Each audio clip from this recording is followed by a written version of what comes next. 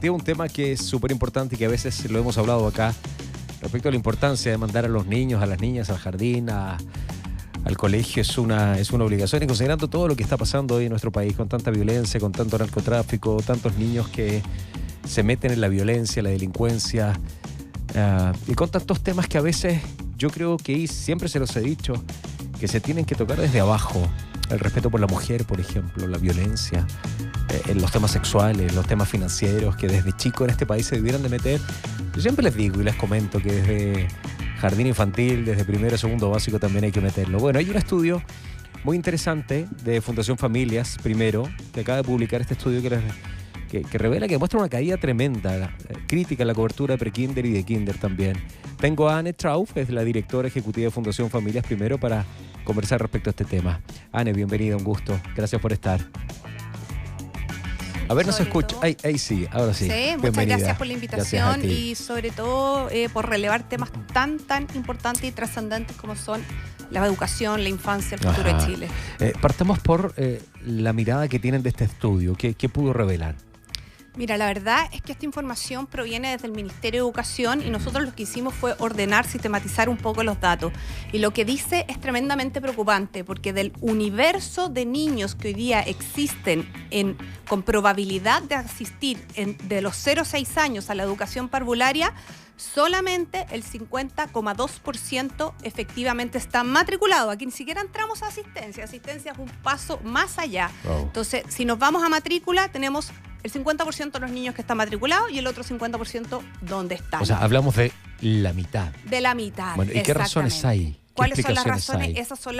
Eso en el fondo es la pregunta que hay que hacerse y es por lo que tenemos que un poco alzar la voz y ponernos a ver, efectivamente, a estudiar qué está pasando. Porque además, si tú haces un segundo análisis antes de extraer cuáles son las determinantes de la matrícula, te das cuenta que los niveles o subniveles pre-kinder, kinder y medio mayor, que son los que están más cerca de la educación obligatoria, de la educación primaria, son los que más han caído en cuanto a niños, a cobertura. Entonces, en vez que ir la pendiente subiendo, que es lo que debieran impulsar las políticas públicas y lo que debiéramos entender como sociedad que debiera ocurrir, esta curva va a la baja. Entonces, tremendamente alarmante, porque ¿dónde están los niños de prekinder, por decirlo así?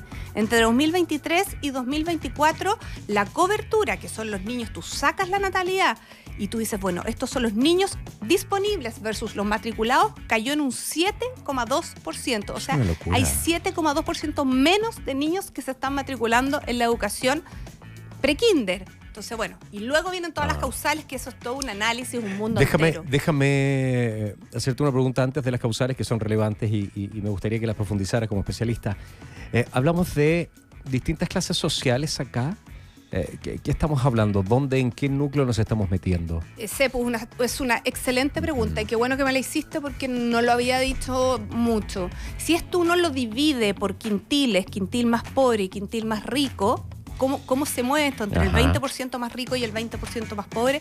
Y la diferencia es realmente abismante y sobre todo en prekinder, kinder y medio mayor, en estos 3 niveles que están más cercanos. En general, la gente que pertenece al 40% más rico de la población entiende, sabe, pero sabe que el kinder no es obligatorio, no es legalmente obligatorio, pero lo hace obligatorio. O sea, yo a mis hijas no tenía dudas de que tenían que asistir, a matricularla y asistir a un kinder. En cambio, en los contextos más vulnerables, eso es súper distinto. Hay una diferencia de más de 20 puntos porcentuales entre el 40% más pobre y el 40% más rico. O sea, hablamos de desigualdad también. Exactamente. Esa es para mí es la cuna de la desigualdad. Obvio, y que terminan todo. Exactamente. ¿Y cuáles son las causales? ¿Por qué nos están matriculando? Mira, la verdad, bueno, hablamos un poco de esta diferencia que hay entre la población con más ingresos y la más vulnerable, o entre estos quintiles que como se divide la población y se mide la desigualdad.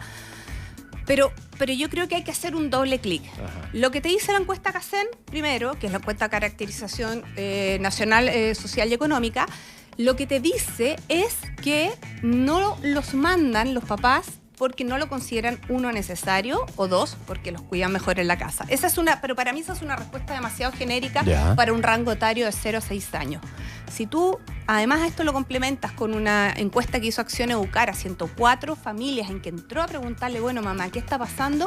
Entramos al tema muy fuerte del empleo femenino. Entonces, por eso que a mí me gusta juntar el componente de asistencia escolar, matrícula, asistencia, con empleo femenino. ¿Por qué?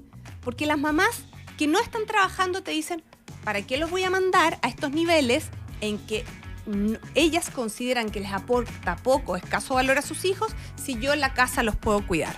Ese es una cara de la moneda.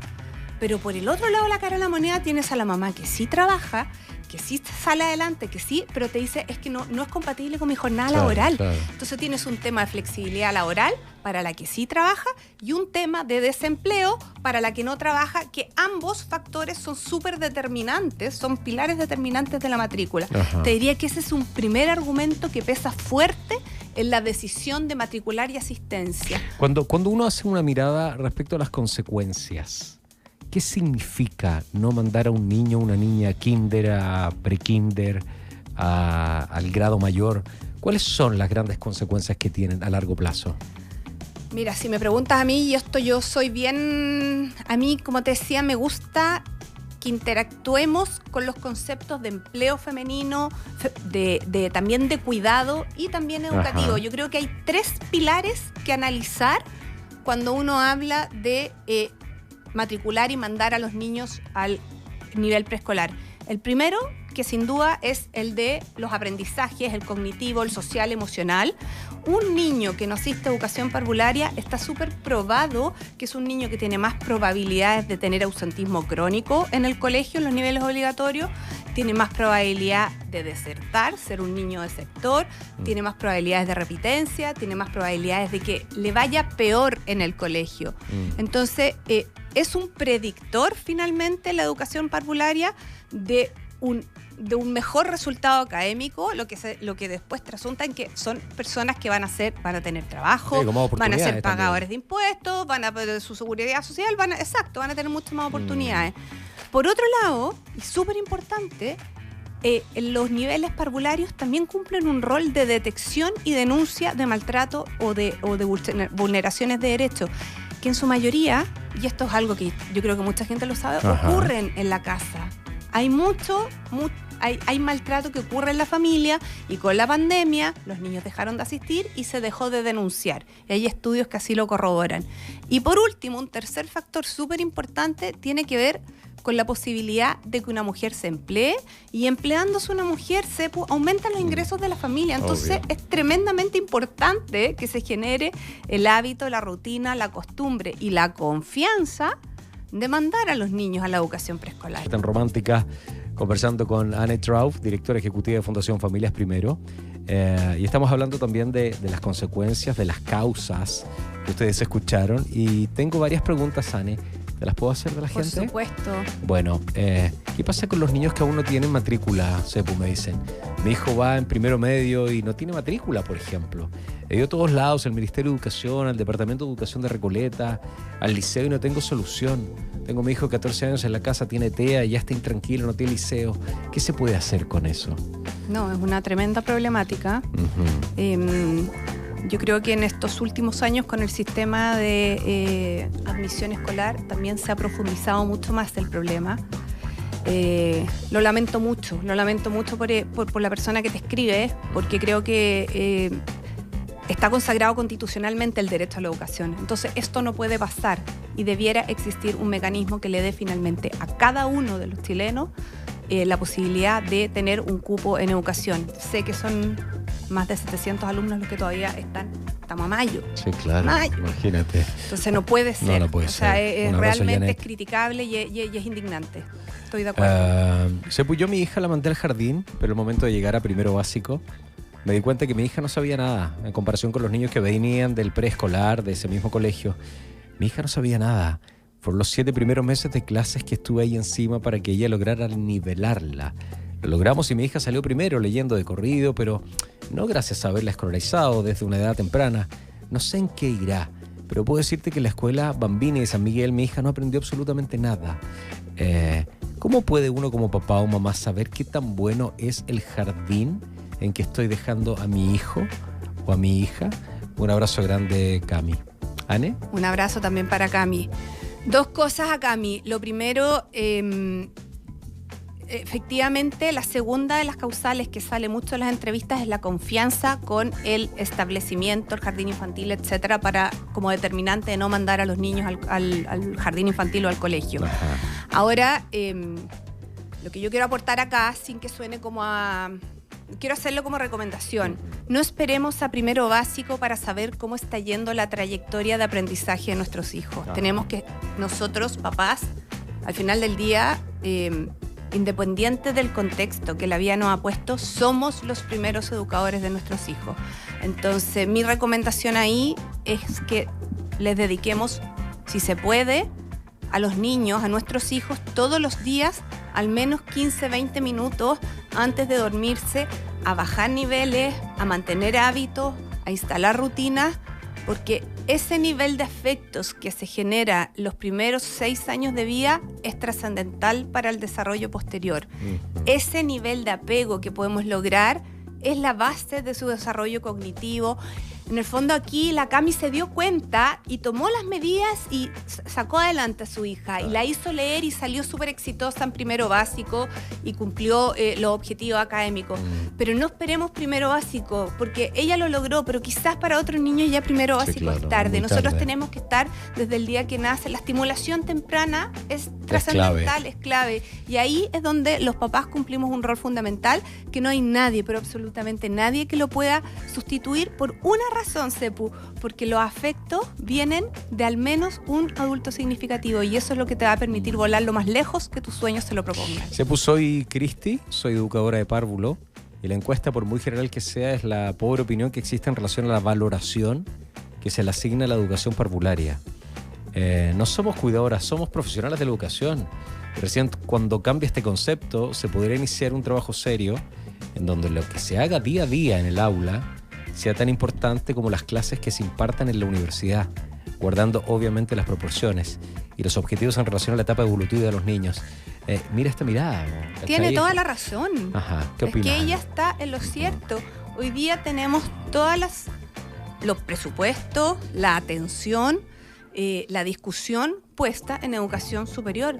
Y ya no puede ser. O sea, ya se ha demostrado con creces que poner todo el presupuesto de la nación, cada decil de gratuidad que hemos ido avanzando, implica una cantidad sideral de recursos.